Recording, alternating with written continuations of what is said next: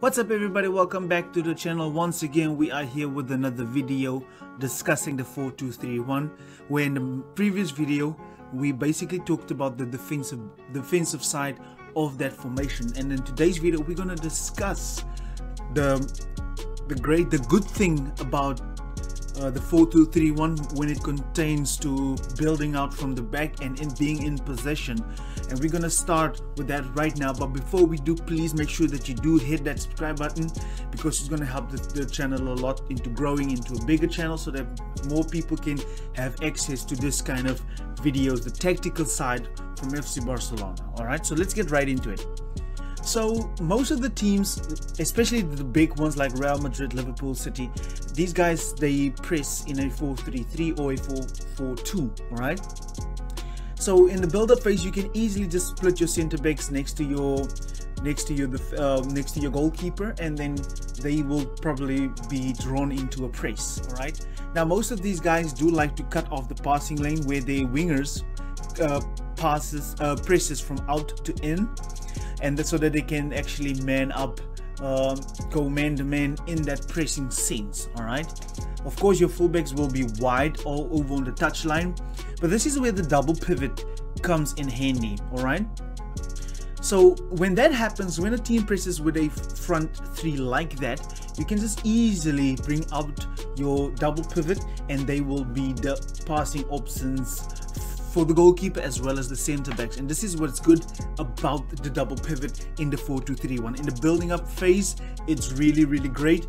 They can easily just drop off, and then they will be passing options. So now you can see the numerical advantage we have here is a 4 against the 3. If you want to make things worse for them, I'm going to talk about that now. If you want to make things worse for them, you can even have your wingers who's wide drop into the half spaces in this region over here, because there's a possibility that they might even get their free aids to go and press up against the double pivot that you have.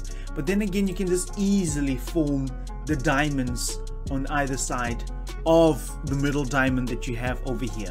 So once again, they have 5 players where we have 9 in our own box. All right.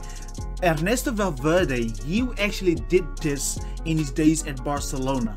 He was the guy that actually brought on building up with 2 diamonds, where the pivot, the wingers remain deep. But then again, in the days of Ernesto Valverde, this used to be Messi and Coutinho, where they used to build up, and Luis Suarez used to be up there alone. Then you have Rakitic, Sergio Busquets, and Arthur Melo. But so this, in this instance, I think this would be a great way to build out from the back, having these diamonds on either side, which means teams will have to commit a lot of players into our half if they want to press us effectively. All right.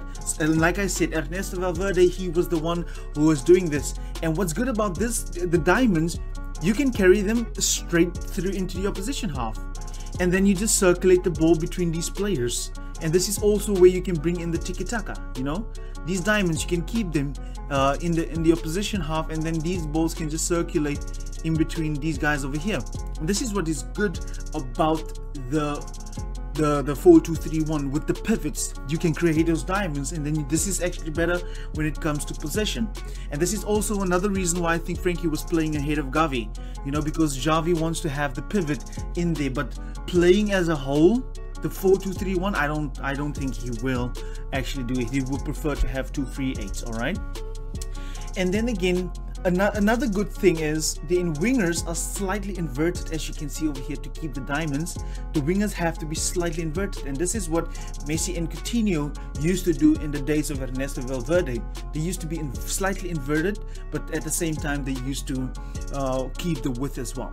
But then again, if they come really narrow, if they come into the half spaces, that would allow the fullbacks like the likes of Serginho Dest and Jordi Alba to go forward more, and to stretch them and pin them back at the same time. And this would be really good for the likes of Jordi Alba to get forward a lot more than he used to do back in recent times. You know, since the start of Koeman, he was now under Xavi, he's actually being used as an inverted winger, and with Ronald Koeman he was basically lost. And another good thing about the fullbacks going forward, that would draw the whole team back. The whole team would be drawn back. All right, you would even have these wingers going to defend way back there, because we have our fullbacks keeping the width.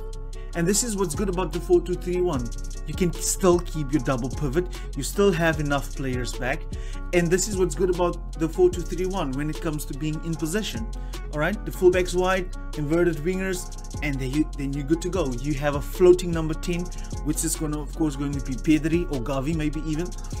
So yeah, so this is what's good about the 4-2-3-1.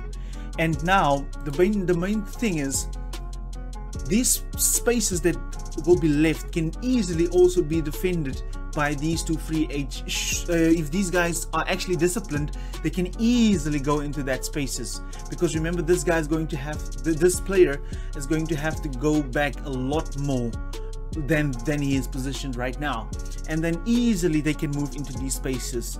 And then of course you have your center backs who doesn't have any responsibility, so they can easily cover these spaces that will be left on that sides. But the main thing I wanted to talk to you guys about is similar to what Xavi is doing with playing with a back three when in position. Easily one of your pivots can drop in between the center backs to create a 3-2-5, just like that. It is that easy.